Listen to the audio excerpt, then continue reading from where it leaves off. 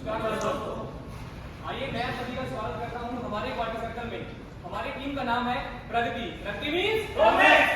आइए मैं आप सभी को हमारी कंपनी से इंट्रोड्यूस करवाती हूँ। हमारी कंपनी का नाम लीडेगा इंडिया प्राइवेट लिमिटेड है।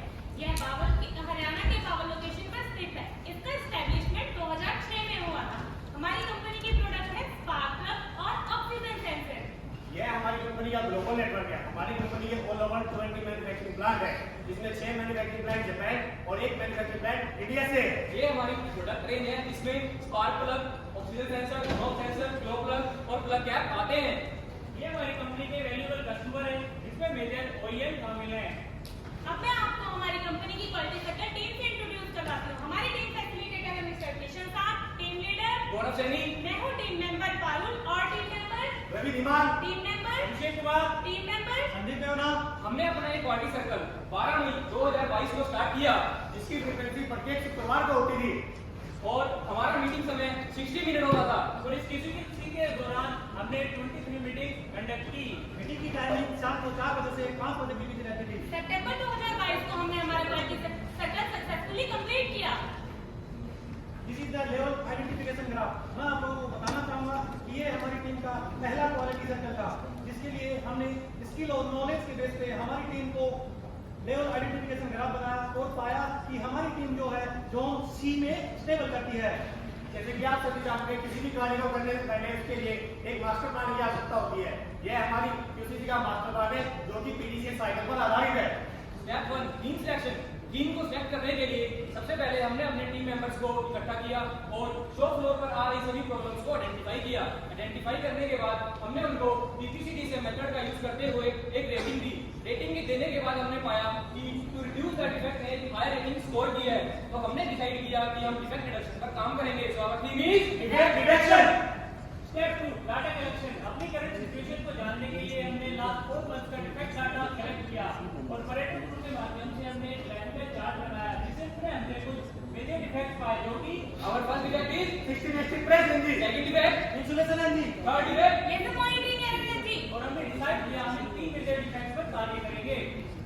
Step 3 target setting. जैसा कि हम जानते हैं, किसी भी कार्य को सही तरीके से पूर्ण करने के लिए हमें एक टारगेट की आवश्यकता होती है, जिसके लिए हमने अपने डिफेक्ट को 40% तक रिड्यूस करने का टारगेट किया है।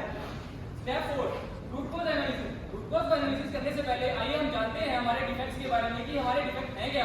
हमारा फर्स्ट डिफेक्ट है 16ST प्रेस एनजी डिफेक्ट। और साहब 16ST प्रेस एनजी डिफेक्ट क्या होता है? 16ST हमारी मशीन में सोलर स्टेशन है, जहां पर लीड वायर और मेन बॉडी इंसर्ट होती है। यदि किसी भी कारण से लीड वायर और मेन बॉडी प्रॉपर तरीके से इंसर्ट नहीं होती है, तो हमारा वो डिफेक्ट हमारा 16ST प्रेस एनजी कहलाता है।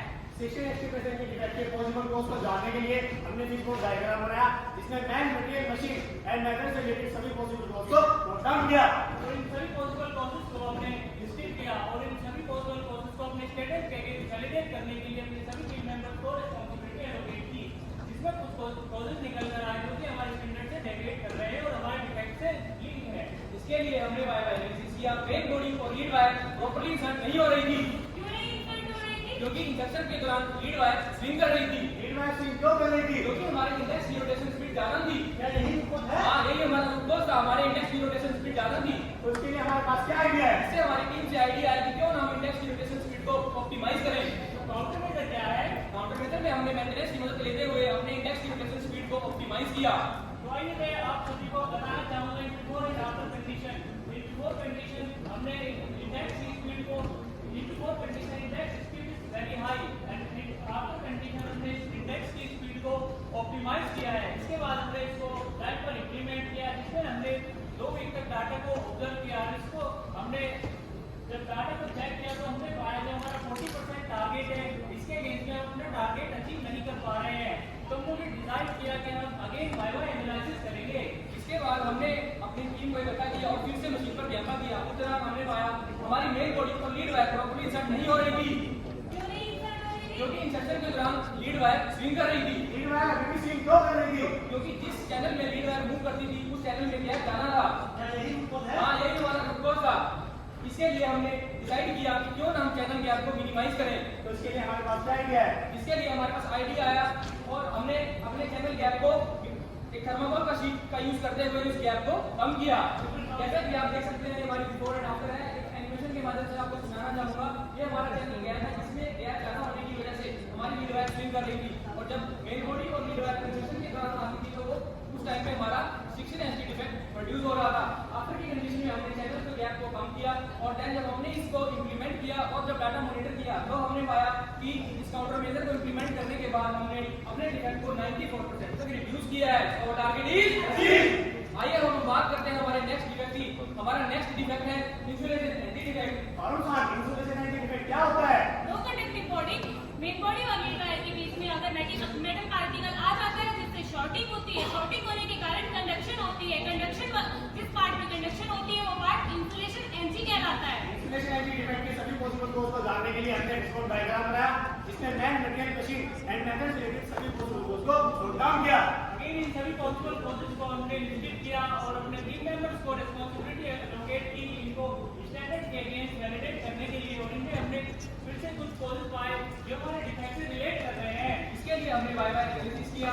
मेन बॉडी और लीड वायर टर्मिनल के बीच में शॉर्टिंग हो रही थी शॉर्टिंग क्यों हो रही थी? क्योंकि एक मेटल पर मेन बॉडी और टर्मिनल के बीच में आ रही थी। ये क्यों आ रही थी? क्योंकि हमारी मेन बॉडी को बनाने के लिए फिनिशिंग पैकिंग का इस्तेमाल हो रहा था और उसके ऊपर बर्फ पाई जा रही थी। क्या यही रूट है? हाँ, यही हमारा रूट था। बर्फ होने की वजह से हमारी शॉर्टिंग हो रही थी। तो यहाँ से हमें आगे आया कि क्यों ना इस बर्फ को रिमूव किया जाए। काउंटर क्या है? काउंटर मेजर में हमने अपने सप्लायर को इसकी प्रॉब्लम की इंफॉर्मेशन दी और साथ साथ हमने इसके लिए एक सीलिंग प्रोसेस को इम्प्लीमेंट किया।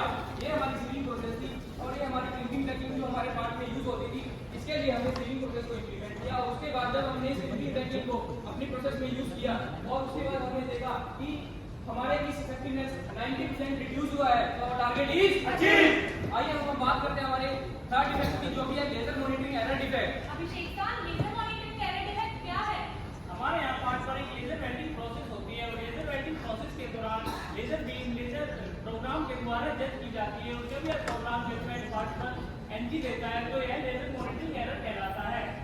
लेजर मॉनिटरिंग एंटी डिफेक्ट के पॉसिबल कोड्स को जानने के लिए हमने डिस्काउंट डायग्राम बनाया जिसमें man material machine and method से रिलेटेड सभी पॉसिबल कोड्स को नोट डाउन किया। और इन सभी पॉसिबल कोजेस को हमने रिसीव किया और इनको स्टैंडर्ड के अगेंस्ट वैलिडेट करने के लिए अपनी टीम मेंबर्स को रिस्पांसिबिलिटी एलोकेट की जिसमें निकल कर आया कुछ कोड हमारे डिफेक्ट से रिलेट करते हैं।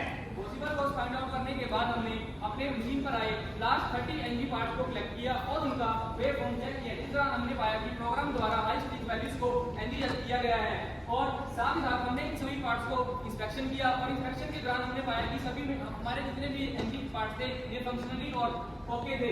तो ये हमने अपनी एक रिपोर्ट बनाकर अपनी जापानीज टीम को सबमिट की और उन्होंने हमारी इस प्रॉब्लम को एक्सेप्ट किया और हमारे प्रोग्राम को रीमोडिफाई किया।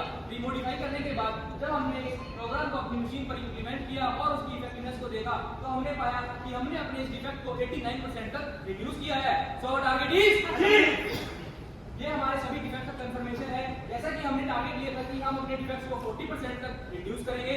हमने 16 एचडी को रिड्यूस किया है 94%। इंसुलेशन एनजी डिफेक्ट को रिड्यूस किया है 90%। लेजर मॉनिटरिंग एरर को रिड्यूस किया है 89%।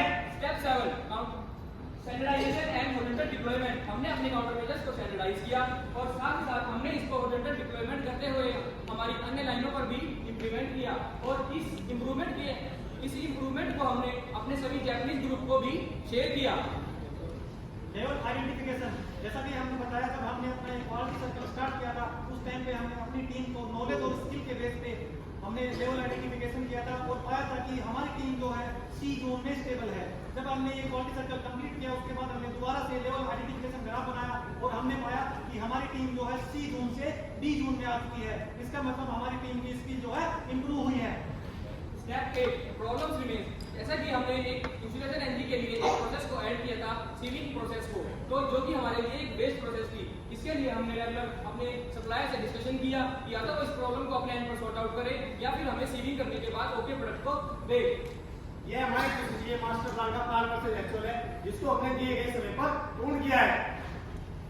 इस QCC के दौरान हमने टूल एंड टेक्निक्स को यूज किया जैसे कि data collection, Pareto chart, check sheet, fishbone diagram and brainstorming.